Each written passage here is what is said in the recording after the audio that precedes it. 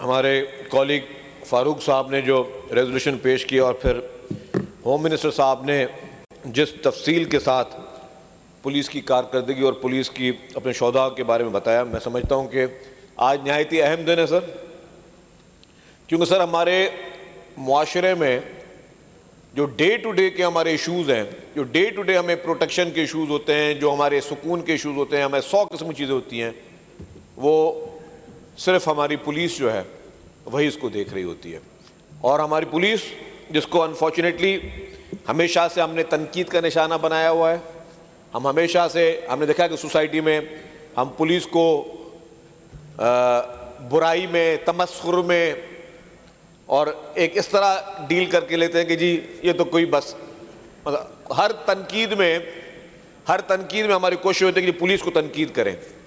अगर हम तंज़ो मिज़ाह भी करनी हो तो पुलिस के ऊपर करते हैं, लेकिन कोई सोच ये नहीं रहा होता कि वो पुलिस का जवान जो चंद हज़ार की तनख्वाह के लिए अपनी जान हथेली पे लेकर आपकी हिफाजत के लिए, आपके तहफ़्फ़ुज़ के लिए दिन और रात मेहनत कर रहा होता है, कोशिश कर रहा होता है, चाहे शहरी इलाके हों या देहाती इलाके हों। उनके दिलों पे क्या गुजरती है जब हम पुलिस पे बैठ के तनकीद कर रहे होते हैं। सर सिंध में खुसूसी तौर पर जो पुलिस का किरदार रहा है, स्पेशली पिछले मैं समझता हूँ कि 25-30 सालों में, वो एक मिसाली किरदार है। और मैं एक और बात भी वाज़ेह करके बताता चलूँ कि सिंध की पुलिस पाकिस्तान की बेहतरीन और सबसे ज़्यादा तरबियत याफ्ता पुलिस है। और सिर्फ मैं ये वर्बली बात नहीं करूँगा, इसके मैं आपको शवाहिद और दलीलें भी दूंगा कि ये बात मैंने क्यों कही है। सर हमारी सिंध सूबा दहशतगर्दी का शिकार भी रहा है, हमारा सिंध सूबा मुख्तलिफ चैलेंजेस का शिकार भी रहा है, लेकिन हर बार अगर आप देखें कि जो सिंध पुलिस ने परफॉर्म किया, सर 2008 में जब इलेक्शन के बाद पाकिस्तान पीपुल्स पार्टी की हुकूमत आई, आप सब लोगों को पता है कि कराची टोल प्लाजा से लेकर आगे जब भी जाना होता था तो आप कॉन्वाय के जरिए जाते थे। 2008 से पहले कॉन्वाय के जरिए जाते थे। ये हमारे अपने इलाके टंडो अलायार वगैरह, यहाँ पे मगरिब के बाद कोई निकल नहीं सकता था, लेकिन क्योंकि अवामी हुकूमत आई, अवामी हुकूमत ने अपनी विल दी और फिर उस पुलिस को फ्री हैंड दिया गया, तो आपने देखा कि किस तरीके से पूरे सूबे भर में ना सिर्फ लॉ एंड ऑर्डर की सिचुएशन बेहतर हुई, फिर जो कराची में जो दहशतगर्दी के वाक़यात हुए उसमें भी जिस तरीके से पुलिस ने अपना किरदार अदा किया, रोज़ाना की बुनियाद पर जो है उन्होंने सारे चैलेंजेस को फेस किया। सर मैंने कहा कि हम तनकीद करते हैं, लेकिन हमने कभी देखा हम पुलिस से काम क्या क्या लेते हैं। सुबह फजर से लेके इशा तक 5 वक्त नमाजें का वक्त हो तो मस्जिद के बाहर हमें सिक्योरिटी के लिए पुलिस भेजनी है। हमें मजहबी रसूमात हो, चाहे अहले सुन्नत की हो, चाहे अहले तशय्युअ की हो या किसी, हर वक्त हमें हर बार सिक्योरिटी के लिए पुलिस को तकलीफ देनी है।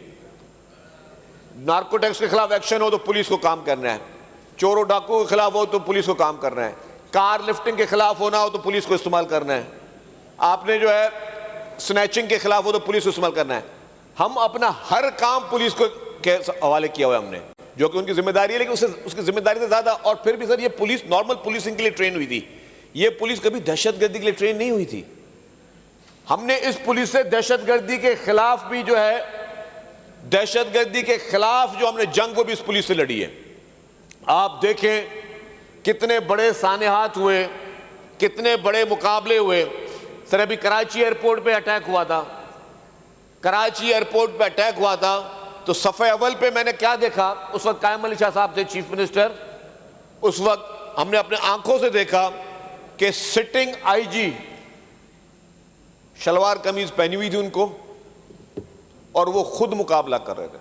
इकबाल महमूद साहब थे सिटिंग आईजी, हम एयरपोर्ट में मौजूद है कायम अली शाह साहब के साथ। सिटिंग आईजी उस वक्त जो है वो खुद बैठकर दहशतगर्दों से मुकाबला कर रहे थे। वहां के डीआईजी, मैं नाम भी लेता हूं, पीर मोहम्मद शाह साहब वहाँ पे उस वक्त एसपी थे किस एरिया के, उनको मैंने देखा ये लोग खुद क्लैशनकोव हाथ में लेकर ये लोग मुकाबला कर रहे थे अपनी जान हथेली में लेकर। ये हमारी फोर्स थी जिसने वो मुकाबला किया, पूरी रात मुकाबला किया। उसके बाद रेंजर्स भी थी, रेंजर्स पुलिस ने मिलकर किया, लेकिन मैंने पुलिस को सफ़े अव्वल पे देखा लड़ते हुए और उस महाज पे देखते हुए।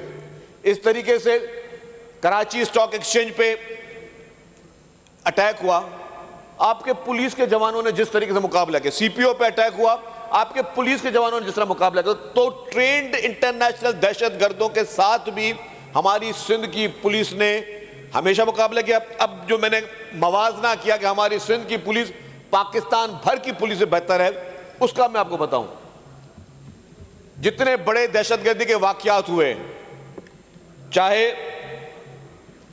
सानिया सफूरा का वाकया हो, चाहे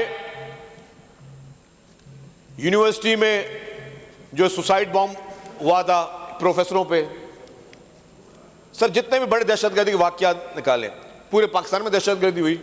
मुझे किसी और सूबे में दहशतगर्दी, तो पूरी दुनिया का मसला है, पाकिस्तान में भी दहशतगर्दी हुई, केसेस डिटेक्ट होते हुए बहुत कम नजर आए दूसरे सूबों में। वाहिद सिंध सूबा था, और खुसूसी तौर पर हमारे पुलिस की इन्वेस्टिगेशन, हमारे पुलिस की सीटीडी, हमारे पुलिस के बाकी इदारे, इन्होंने जिस तरीके से वो सारे के सारे केसेस डिटेक्ट किए।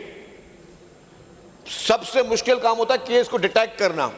जिस तरीके से केसेस को डिटेक्ट किया, इसकी तारीख नहीं मिलती। कौन सा ऐसा केस है जिसको आज दिन तक सिंध पुलिस डिटेक्ट नहीं कर सकी है? कोई मुझे एक ऐसा केस बता दें सिंध में जो बड़ा दहशतगर्दी का वाकया 2008 के बाद का हुआ जिसको सिंध पुलिस ने डिटेक्ट ना किया। तो असल बात यह होती है कि जी आपकी और हमारी पुलिस, उसकी इतनी कैपेसिटी है, और वो कैपेसिटी गवर्नमेंट नहीं दी है, वो फ्री हैंड गवर्नमेंट नहीं दिया है। वो उनको सहूलियात जो उनको इससे ज़्यादा भी मिलनी चाहिए, लेकिन जितनी भी उनको फैसिलिटीज़ हैं उनको इनकरेज करने के लिए सब चीज़ें गवर्नमेंट कर रही है, गवर्नमेंट अपनी सारी चीज़ें कर रही है, लेकिन वो सारे के सारे ख़तरनाक किस्म के केसेस भी डिटेक्ट हमारी सिंध पुलिस ने किए हैं। तो मैं समझता हूँ कि हम सबको मिलकर अपनी सिंध पुलिस को सलाम करना चाहिए, उनकी तारीफ़ करना चाहिए, और जो तारीख़ी रोल हमारी सिंध पुलिस अदा कर रही है। ज़रा अच्छाई बुराई हर जगह होती है, हर फील्ड में होती है, कहीं और भी होगी, यहाँ पे भी होगी, हम लोगों में भी अच्छाई बुराई है, लेकिन हमारी जो मेजॉरिटी हमारी पुलिस की है, जो अपनी जान हथेली पे लेकर जिस तरीके सड़क पे खड़े होकर हमारी हिफाजत करते हैं, हम सबको उनको सलाम करना चाहिए। Thank you sir.